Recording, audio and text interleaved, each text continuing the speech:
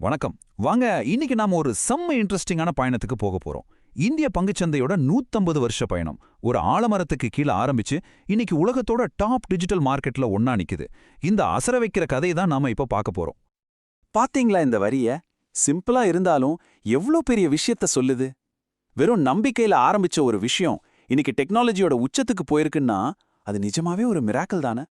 இந்த கதை எப்படி போகுதுன்னு தெரிஞ்சுக்க உங்களுக்கு ஆர்வம் இருந்தா உடனே ஒரு லைக் தட்டி விடுங்க. மறக்காம சப்ஸ்கிரைப் பண்ணிடுங்க. ஏன்னா இந்த மாதிரி இன்னும் நிறைய விஷயங்களை நாம அலச போறோம். உங்களோட சப்போர்ட் தான் எங்களுக்கு பெரிய பூஸ்ட். சரி, வாங்க கதைக்குள்ள போலாம். சரி, இந்த மொத்த கதையும் நாம 4 பகுதியா பிரிச்சு பார்க்க போறோம். முதல்ல ஆலமரத்திலிருந்து எக்ஸ்சேஞ்ச் எப்படி உருவாச்சுன்னு பார்ப்போம். அடுத்து என்னென்ன ரெகுலேஷன்ஸ் புரட்சிகள் வந்துச்சு. மூணாவதா டிஜிட்டல் டிரான்ஸ்ஃபர்மேஷன். கடைசியா இன்னைக்கு நிலைமை என்ன, நாளைக்கு என்ன ஆக போகுதுன்னு பார்க்கலாம்.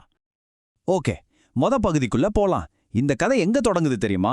1800கள்ல அப்போதைய பாம்பே, இன்னைக்கு மும்பை, அதோட பரபரப்பான தெருக்கள்ல தான். யோசிச்சு பாருங்க, எல்லாம் ஆரம்பிச்சது ஒரு ஆலமரத்துக்கு அடியில. வெறும் 22 புரோக்கர்ஸ் தான். ஆச்சரியமா இருக்குல்ல? அப்போ எந்த பில்டிங்கும் கிடையாது, ரூல்ஸ் கிடையாது, எதுவுமே இல்ல. எல்லாமே ஒருத்தர் மேல ஒருத்தர் வச்சிருந்த நம்பிக்கை தான். அதுதான் இந்தியன் ஸ்டாக் மார்க்கெட்டுக்கு போடப்பட்ட முதல் விதை. இப்ப இந்த கம்பேரிசனை பாருங்களேன், எவ்வளவு பெரிய வித்தியாசம். அன்னைக்கு மரத்தடியில நேருக்கு நேரா பேசி டீல் பண்ணாங்க. இன்னைக்கு நம்ம வீட்ல உட்காந்துக்கிட்டு ஒரு ஸ்கிரீன்ல பண்றோம். அன்னைக்கு வெறும் நம்பிக்கை தான் ஆதாரம். இன்னைக்கு தப்பு பண்ணா தட்டி கேட்கறதுக்கு எவ்வளவு சட்டத்திட்டங்கள் இருக்கு. அப்பப்பா, என்ன ஒரு வளர்ச்சி. ஆனா இந்த மாதிரி முறைப்படுத்தாம ரொம்ப நாள் போக முடியாது இல்லையா? அதனால 1875ல அந்த புரோக்கர்ஸ் எல்லாம் ஒன்னு சேர்ந்து ஒரு அசோசியேஷனை ஆரம்பிச்சாங்க. அதுக்கு பேரு the native share and stock brokers association. இந்த அசோசியேஷன் தான் கொஞ்ச நாள்ல ஆசியாவோட முதல் ஸ்டாக் எக்ஸ்சேஞ்சான நம்ம எல்லாருக்கும் தெரிஞ்ச பாம்பே ஸ்டாக் எக்ஸ்சேஞ்ச், அதாவது பிஎஸ்சியா மாறுச்சு. அடுத்து நம்ம கதையோட 2வது பகுதிக்கு வர்றோம். இது ரொம்ப முக்கியமான கட்டம், ரெகுலேஷன் அண்ட் ரெவல்யூஷன்.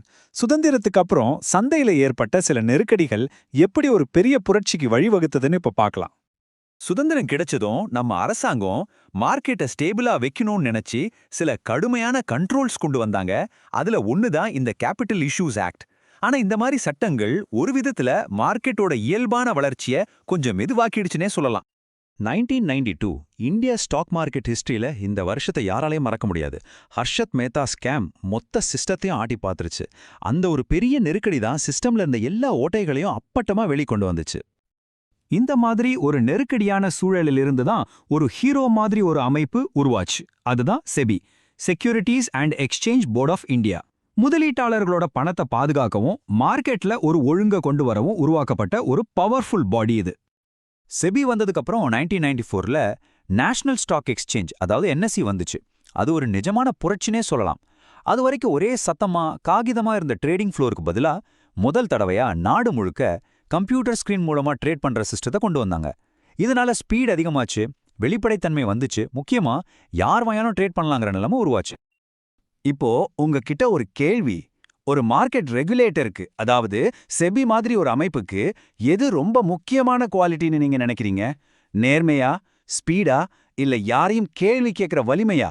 யோசிச்சு உங்க பதில கீழே கமெண்ட்ல சொல்லுங்க பார்க்கலாம். ஓகே, இப்போ நம்ம கதையோட 3வது சாப்டருக்கு வந்தாச்சு, டிஜிட்டல் டிரான்ஸ்ஃபர்மேஷன். காகிதம் மார்ந்த ஷேர்ஸ் எல்லாம் எப்படி டிஜிட்டல் பிக்சல்ஸா மாறுச்சுன்னு பார்க்கலாம் வாங்க. 90களுக்கு முன்னாடி வரைக்கும் ஷேர் சர்டிஃபிகேட்னா அது வெறும் பேப்பர் தான். அது தொலைஞ்சு போக வாய்ப்பு இருக்கு, யாராவது டூப்ளிகேட் போடலாம், இல்ல ஒருத்தர்கிட்ட இருந்து இன்னொருத்தர் பேருக்கு மாத்துறதுக்கே பல வாரம் ஆகும். இது ட்ரேடிங்கே ரொம்ப ஸ்லோ பண்ண ஒரு பெரிய தலைவலியா இருந்துச்சு. இந்த பேப்பர் பிரச்சனைக்கு ஒரு ஃபுல் ஸ்டாப் வச்சது தான் டிமேட் அக்கவுண்ட். டிமேட்னா ஒன்னும் இல்ல, டிமெட்டீரியலைஸ்ட், அதாவது பேப்பர் ஃபார்ம்ல இருந்த ஷேர்ஸை எலக்ட்ரானிக் ஃபார்முக்கு மாத்துறது. இந்த ஒரே ஒரு ஐடியா ட்ரேடிங்க ரொம்ப சேஃபாகவும் வேகமாகவும் மாத்துச்சு. கோடிக்கணக்கான இந்தியர்கள் மார்க்கெட்டுக்குள்ள வரத்துக்கு இதுதான் வழி செஞ்சது. இந்த டிஜிட்டல் புரட்சி ஒரு பக்கம், இன்னொரு பக்கம் வெளிநாட்டு முதலீட்டாளர்களையும் இந்தியாக்குள்ள அனுமதிச்சாங்க. இது ரெண்டும் சேர்ந்து 2000கள்ல மார்க்கெட்டை எங்கேயோ கொண்டு போயிடுச்சு. நிறைய புது புது கம்பெனிங்க ஐபிஓ கொண்டு வந்தாங்க. சென்செக்ஸ் எல்லாம் புது புது உச்சங்களை தொட்டுச்சு. அது ஒரு கோல்டன் பீரியட்னே சொல்லலாம். சரி, நம்ம பயணத்தோட கடைசி கட்டத்துக்கு வந்தாச்சு. இன்றும் நாளையும் இன்னைக்கு இந்தியா ஸ்டாக் மார்க்கெட் எப்படி இருக்கு, அதோட ஃபியூச்சர் எப்படி இருக்கு போகுது, வாங்க பார்க்கலாம். இன்னைக்கு நிலைமை என்னன்னா, இந்திய ஸ்டாக் மார்க்கெட் உலகத்திலேயே டாப் 5 பெரிய மார்க்கெட்ல ஒன்னா கெத்தா நிக்குது. அதுக்கு முக்கிய காரணம் யூபிஐயும் நம்ம கையில இருக்கிற மொபைல் ஆப்ஸும் தான். இதனால கோடிக்கணக்கான சாமானிய மக்கள் கூட, அதாவது நம்மள மாதிரி ரீட்டைல் இன்வெஸ்டர்ஸ் கூட ஈஸியா இன்வெஸ்ட் பண்ண முடியுது. இப்ப மார்க்கெட்டோட ஃபோக்க தீர்மானிக்கிறது பெரிய கம்பெனிங்க மட்டும் இல்ல, நாமளும் தான். அப்ப ஃபியூச்சர் இன்னும் மெரட்ல இருக்க போகுது. ஏஐ, அதாவது ஆர்டிஃபிஷியல் இன்டெலிஜென்ஸ், நமக்கு பெஸ்ட் இன்வெஸ்ட்மெண்ட் முடிவுகள் எடுக்க ஹெல்ப் பண்ணும். ஆல்கோரிதமிக் ட்ரேடிங், அதாவது கம்ப்யூட்டரே நமக்காக கன்சியூமர் நேரத்தில் ட்ரேட் பண்ணும். ஸ்பீட் இன்னும் அதிகமாகும். பிளாக் செயின் டெக்னாலஜி நம்ம டிரான்சாக்ஷன்ஸை இன்னும் ரொம்ப பாதுகாப்பானதா மாற்றும்.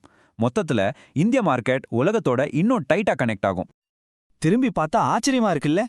ஒரு ஆலமரத்தடியில வெறும் கையளவு ஆட்களோட ஆரம்பிச்ச ஒரு விஷயம் இன்னைக்கு $1 ட்ரில்லியன் புழங்குற ஒரு பெரிய டிஜிட்டல் உலகமா வளர்ந்து நிக்குது.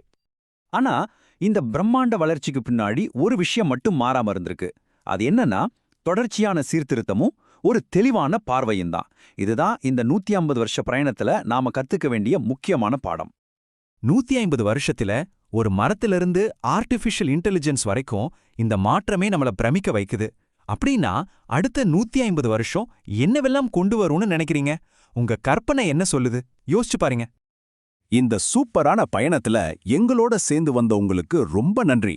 இந்த அலசல் உங்களுக்கு பிடிச்சிருந்தா மறக்காம ஒரு லைக் போடுங்க, உங்க நண்பர்களுக்கும் ஷேர் பண்ணுங்க. மறக்காம உங்க கருத்துக்களை கமெண்ட்ல சொல்லுங்க. அடுத்த ஒரு சுவாரஸ்யமான விஷயத்தோட உங்களை சந்திக்கிறேன்.